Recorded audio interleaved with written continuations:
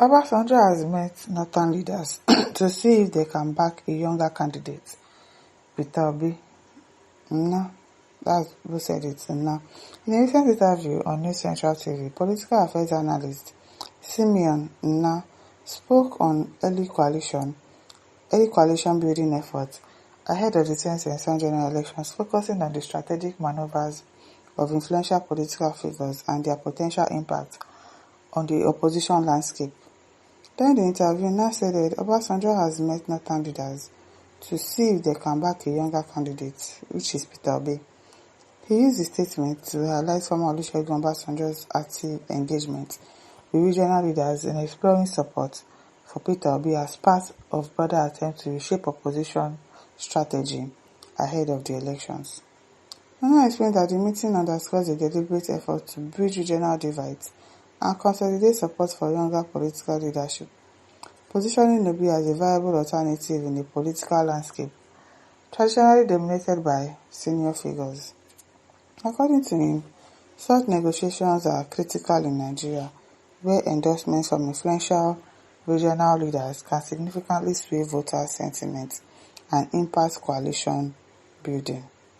He further noted that the discussions initiated by Obasanjo reflect a broader trend of realignment within opposition ranks, where experienced leaders are leveraging their networks to identify candidates who can appeal across demographics and regions. Nna added that this strategy is particularly important given the fragmented nature of Nigerian political parties, where alliances often determine electoral success more than individuals' party strengths. The analyst also emphasized that while these efforts signal serious coalition talks, their success depends on the ability to balance regional interests, manage party dynamics, and maintain a coherent strategy that unites multiple opposition factions. He cautioned that past attempts at such collaboration have often faltered due to competing ambitions and ideological differences, but current economic pressures and public dissatisfactions could create stronger incentives for cooperation. Nna concluded by stressing that Obasanjo's engagement with northern leaders and the potential backing of Peter Obi represents a significant early step in opposition planning for 2027, signaling a political environment that is beginning to shift and could reshape voters' behavior in the coming elections. Michael Pence said maybe it's going to be a good move, but if not, I promise Obasanjo something that is important in the country future Nigeria. His storm at insecurity. What's that? People says Obasanjo is not in the position to speak for Northerners knew what they want and will do exactly what they want when it's time, inshallah. And it's not forcing anybody now. Is it forcing anybody? He just wants to talk to them. If they listen, fine. If they don't, I don't think he's forcing anybody to do anything that they do not want to do. S.A. Emmanuel says, the North only wants someone from the North who is also a Muslim like them. It's not possible. They don't like Tinubu. That's their problem. If Kwankwaso or Atiku gets the ticket, they will come out in full force to vote for them. Don't be deceived. The North will never support anybody from the South except their own, most especially Fulani. Stop wasting your time parading Obi. Make them share the cake. Make everybody go their different ways in peace. Nigeria will never be one and will never be. So decidedly says, and you think that South will vote for the North, knowing fully well that this is the time for the South. Do you get to complete their 8 years? But it's survival of the fittest, because I don't understand why the Northerners are like that.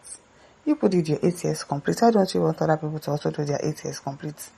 Not be only nowadays this Nigeria, and this country is not for you people. They act as if they are the owners of Nigeria and they can make decisions as they like. It's not possible.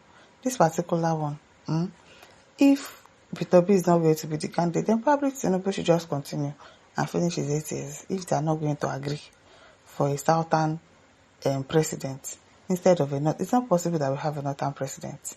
Lie. They should calm down. If they think Tinubu is not working their ways, let Obi try his best to work for Nigeria and stop campaigning for Fulani, who has just reigned for 8 years without any achievement. Mind you, Kwankwaso and Obi are already discussing. What are they discussing? TVP says Nigeria is no longer at a time when Obasanjo would only raise up the hand of his endorsed candidates who will eventually win. Okay. At Bold Ideas Laughed, Aminu City says that's useless talking to here to Northern. Okay. Moaz Zadie says useless thinking. Are you not the one making Northern Nigeria become what it is today? Okay. Yaya says younger candidates is not the problem of Nigeria, but a competent candidate. Is Peter B not competent enough? Is he not? Savannah says Igbos be careful of Yoruba betrayers. Oh, now you sabi. Boy Shadi says even if 36 will be contest for presidency next year's election, 1,000 Obasanjo cannot serve as a roadblock to Tinubu. The great politician rendered Obasanjo himself useless in 2023. Obi is a great liar while Amici is a thief, and there is no doubt the liar will become a criminal. So it is only the Northerners that are the best. Or who are you supporting? You don't know who you are supporting. Boy Shadi. Probably Tinubu. Abi? People are not serious. Brownjoy says, I think that former President Obasanjo has gone out of ideas. How can he say we should vote younger candidates? Who should you vote for before? You want to vote Arugbo, ancient of days again? That does not know what is going on in this country. Isn't what Nigeria needs, even if they want a younger candidate.